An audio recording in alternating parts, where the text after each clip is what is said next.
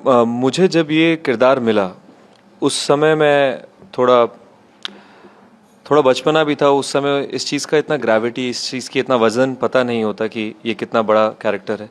लेकिन जैसे जैसे मैंने इसकी तैयारी शुरू करी और कृष्ण भगवान पे पढ़ना शुरू किया तो धीरे धीरे मुझे अपने आसपास वो लोग दिखने लगे जिनकी बहुत आस्था है। मुझे इस किरदार को मिलने का वज़न पता लगने लगा, उसका प्रेशर, उसकी रिस्पॉन्सिबिलिटी पता लगने लगी। लेकिन जितना ज़्यादा मैंने तैयारी करी उतना ही जल्दी मेरा जो डर था वो हटने लगा। मुझे लगता है कोई भी आपको किसी चीज़ का डर हो, आप उतनी प्रिपरेशन करें, उतनी तैयारी करें, उतना हार्डवर्क करें, सो वो चीज़ चली जाती है। तो वैसा मुझे उसके बाद प्रेशर नहीं लगा। मुझे लगा कि जब आप ये तैयारी कर रहे थे तो आप वैसे भी स्पिरिचुअली इंक्लाइन हो जाते हो। मेरा मानना है कि कान्हा आपके कुछ पास आ जाते हैं तो वो आपको हर चीज़ से प्रोटेक्ट कर लेते हैं। आपका जीवन अपने आप ही बदल जाता है बिना कुछ सोचे, जितना आप इनके बारे में पढ़ते हैं। डेफिनेटली जैसे सिद्धार्थ ने कहा कि बहुत बड़ी रिस्पॉन्सिबिलिटी है।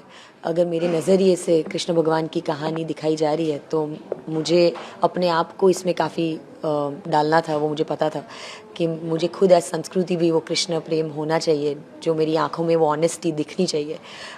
तो वो तो डेफिनेटली रिस्पॉन्सिबिलिटी पता थी, बट ऑल्सो मेरे लिए बहुत फ्रेश पर्सपेक्टिव था इवन एज संस्कृति, बिकॉज मुझे भी खुद सत्यभामा के बारे में कुछ नहीं पता था। And that's a very sad thing also कि हमें बहुत सारी ऐसी कहानियाँ हमारे हिस्ट्री की जो हमें नहीं पता है। वो कृष्ण भगवान की पत्नी थे, वो भूदेवी का अवतार थे। उन्होंने और कृष्णा ने नरकासुर का वध किया था, जिसकी वजह से हम छोटी दिवाली मनाते हैं। ये सब कहानियों के बाद भी हमारे यूथ को ये कहानियाँ नहीं पता। तो इसीलिए आई थिंक मेकर्स ने एक फ्रेश पर्सपेक्टिव लिया। ऑल्सो सत्यभामा का किरदार बहुत एक रियल ह्यूमन टाइप का किरदार है, जो जिसके फ्लॉज थे, जो कृष्ण को बेहद प्यार करते थे, पर डेफिनेटली वो एक इंटेंस प्यार था। एंड कैसे वो सीखे कि अनकंडीशनल प्यार क्या होता है। तो थ्रू हर जर्नी ऑडियंस भी, हम भी सीखेंगे कि कृष्ण को प्यार करना है तो किस टाइप का प्यार। जब आप लव में होते हो तो आप हर इमोशन फील करते हो, और वो भी प्रेम में थे। जब कृष्ण की बात आती थी तभी वो वल्नरेबल होते थे, उसके अलावा शी वॉज ऑलवेज स्ट्रांग। पर कृष्ण भगवान की जब बात आती थी तो वो उनके दिल की बहुत करीबी चीज़ थी, इसलिए वो दिखाया। और मैं जैसे बोली कि वो बहुत रियल थे, तो वो अपने इमोशंस दिखाने के लिए डरते नहीं थे, जितना भी मैंने उनके बारे में पढ़ा और समझा। तो ये बस उनकी रियल साइड दिखाई गई है। इस फिल्म में वृंदावन से लेके द्वारका तक की कहानी है, और मैं चाहूँगा कि मैं कहानी की ज़्यादा बात ना करूँ जिससे कि लोग, दर्शक जाके वो फिल्म देख पाएँ। लेकिन आपको कृष्ण भगवान के, ठाकुर साहब के बहुत सारे रूप दिखेंगे इसमें। उनका बचपन भी दिखेगा, उनका बीच का समय भी दिखेगा, थोड़ा बहुत टच करते करते जन्म से लेके जब उन्होंने त्यागा था धरती, ये अवतार, तब तक का पूरा वो दिखेगा। मुझे ये था कि मैंने क्लियर अपने दिमाग में सोचा था कि मुझे कैसे वृंदावन का करना है और कैसे द्वारका का करना है। मुझे लगता है आई थिंक वृंदावन वाला थोड़ा ज़्यादा चैलेंजिंग था, बट 19-20 का फ़र्क होगा। लेकिन वो मेरे कॉन्शियस डिसीजन थे, चॉइसेस थे एज एन एक्टर, जो मैंने थोड़ा डिफरेंस रखा है दोनों में। ऑफ कोर्स भगवान थे दोनों, पर बहुत रियल आज के हस्बैंड वाइफ जैसे ही थे। वो गुस्सा होती थी, ये मनाते थे। तो रिलेटेबल एक कहानी है। एक्चुअली पढ़ाई ही करी है इसके तैयारी के लिए। मैंने कोई शो नहीं देखा और कुछ नहीं करा।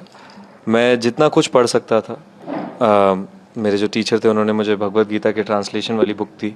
उन्होंने एक और किताब दी थी जिसका मैं नाम अभी याद नहीं कर सकता, भगवत पुराण हो गई। और ये मेरा एक प्रोसेस था कि मैं रोज़ सोने से पहले 2 घंटे पढूं कृष्ण भगवान के बारे में, और उठने के बाद एक प्रोसेस बना लिया था। या तो आप वीडियोस देखते हो उनके ऊपर, एक्टिंग नहीं, उनके बारे में कोई बात कर रहा है, कोई गुरुजी बात कर रहे हैं, या तो आप पढ़ाई कर रहे हो। तो इस प्रोसेस से ही मैंने अपने कृष्णा को एक तस्वीर दी। उनकी आवाज़ कैसी होगी, उनकी आंखें कैसी होंगी, उनकी सांस कैसे वो लेंगे, वो कैसे चलेंगे।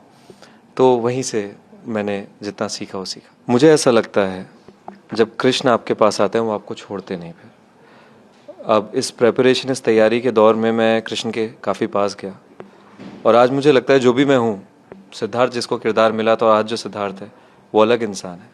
और वो जो चेंज है, वो जो बदलाव है, वो कृष्ण भगवान ही लेकर आए हैं। और मुझे लगता है कि अब वो कहीं जाएंगे नहीं। मेरे में बहुत ज़्यादा कृष्ण बस चुके हैं। पहले तो हर लड़की को पसंद है ऐसे कपड़े पहनना और हमारा सबका सपना होता है, तो स्टार्टिंग में तो बहुत एक्साइटमेंट हो रही थी और इतने सुंदर कॉस्ट्यूम्स है। निधि आशा ने बहुत ही रिसर्च के साथ और मेहनत के साथ बनाया, जो हमारे कॉस्ट्यूम डिज़ाइनर है। बट बहुत डिफ़िकल्ट था क्योंकि हमें ये सब इमोशंस में रहना, डांस करना, एक्शन करना, ये सब हम उस कॉस्ट्यूम्स में कर रहे थे। तो हम सबके लिए, क्योंकि हम नॉर्मल लाइफ में वो नहीं पहनते, तो सबके लिए थोड़ा मुश्किल था। पर अब देखते हैं तो बहुत अच्छा लग रहा है, इट्स वर्थ इट। मुश्किल तो था ये, क्योंकि हिस्टोरिकल फिल्म्स जो है हमारी, या माइथोलॉजी कहें, सबके विश्वास है, हम हिस्टोरिकल मानते हैं। ये फिल्म को रिक्रिएट करने के लिए आपके कॉस्ट्यूम्स अलग होते हैं जिससे आप कंडीशन नहीं होते। और जो हमारी स्टाइलिस्ट थी, डिज़ाइनर थी, सॉरी, उन्होंने बहुत ही उम्दा काम किया। उन्होंने बहुत डिटेलिंग में सब कुछ बनाया। अगर आप देखेंगे भी, ये सब ये ओरिजिनल था। मुझे मुकुट्स पहनने में काफ़ी थोड़ी दिक्कत हुई थी क्योंकि वो बहुत भारी था, लेकिन धीरे धीरे वो यूज टू भी हो गया मैं जैसे जैसे शूट आगे गई। और कपड़े भी हम लोग by the end of it हमारे पूरी बॉडी पे ब्रूजेस थे, लेकिन आज जब देखते हैं तो लगता है कि सब वर्थ इट था। मुश्किल नहीं थी करने में क्योंकि ठाकुर साहब ने हाथ थामा हुआ था, तो ऐसा लगता था कि एकदम हवा के झोंके की तरह हम करते जा रहे हैं और जो हो रहा है वही करवा रहे हैं। सेट पर भी बहुत प्रेम था। आई थिंक सब एक परिवार के जैसे थे और हम लोग सब नए कलाकार हैं, इसलिए हमें सब ने बहुत प्यार से ग्रूम किया, मोटिवेट किया और ये जर्नी रही। तो सेट का माहौल भी प्रेम वाला ही था। जी, सेट पे भी प्रेम प्रेम प्रेम ही था। जो इसका सार है फिल्म का, जो सेंस है कि अहंकार छोड़ना और स्त्रियों का सम्मान करना, आई थिंक अगर आप कृष्ण भगवान के बारे में पढ़ेंगे, और महाभारत तो एक स्त्री के सम्मान के लिए ही बनाई गई थी, जो हुई थी, जो महाभारत की युद्ध, वो द्रौपदी का ही जो वो था वो करने के लिए। तो कृष्ण भगवान तो बेसिकली इसके प्रोपोगेटर हैं ही, फेमिनिज्म बिफोर फेमिनिज्म। तो आई थिंक हाँ, all our Hindu gods. But सबसे बड़ी एपिक फाइट जो थी वो वाज ओवर एम्पावरमेंट जो उस समय हुई थी।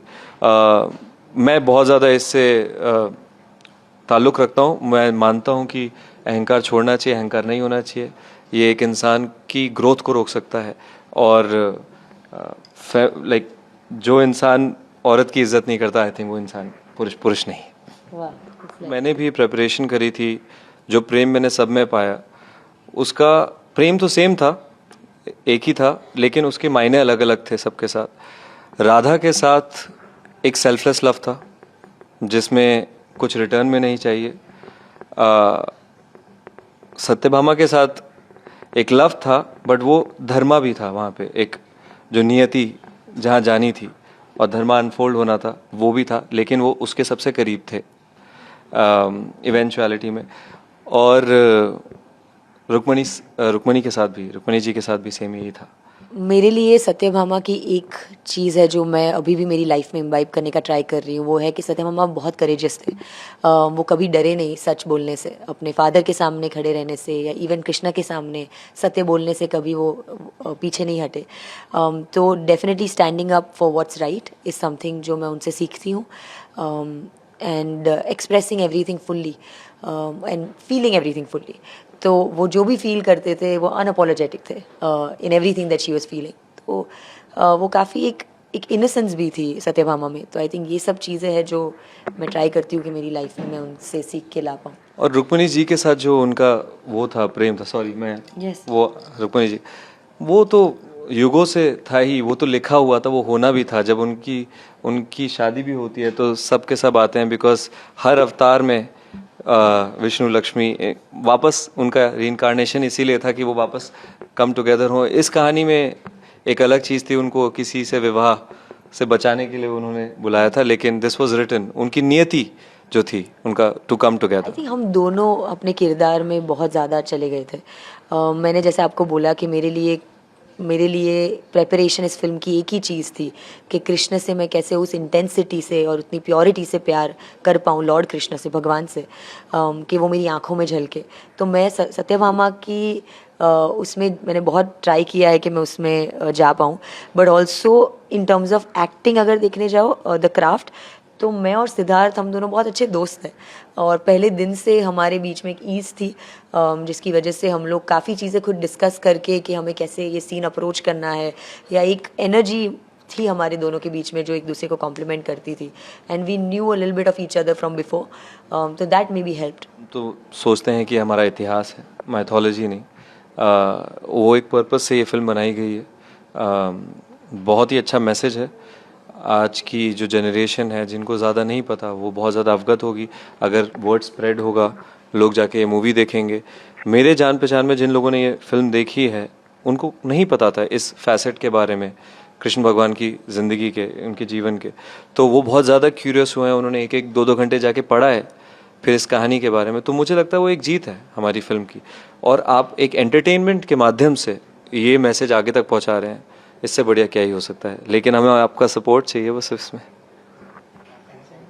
आई थिंक मेरे लिए अगर मैं ऑडियंस की तरह ऑब्जेक्टिवली देखूं तो जिस तरीके से ये कहानी लिखी गई है प्रकाश कापड़िया सर ने और राम मोरी ने जिस तरीके से लिखी थी, एंड हमारे डायरेक्टर हार्दिक गज्जर ने, ये पर्सपेक्टिव जो हम आप बात करते हो सत्यभामा का पर्सपेक्टिव भी, वो इतना फ्रेश पर्सपेक्टिव है कि आपको प्रीच ही नहीं लगेगी ये फिल्म. आपको ये नहीं लगेगी कि आप सिर्फ एक भगवान की फिल्म देख रहे हो. उसमें डेफिनेटली काफ़ी कुछ है जो ऑफ कोर्स लोगों तक पहुंचने के लिए एक एंटरटेनमेंट के दृष्टिकोण से वो ज़रूरी था करना.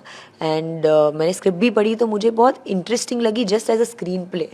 ऑफ कोर्स ये हमारी हिस्ट्री है और हमारे भगवान की कहानी है, but as a screen play also बहुत मॉडर्न अप्रोच से लिखी गई कहानी है. इसीलिए सत्यभामा का एंगल भी इसमें है, एंड डेफिनेटली यूथ के साथ कनेक्ट होगी क्योंकि ह्यूमनाइज्ड वे से हमें अपने भगवान को देखने का मौका मिला है. जी,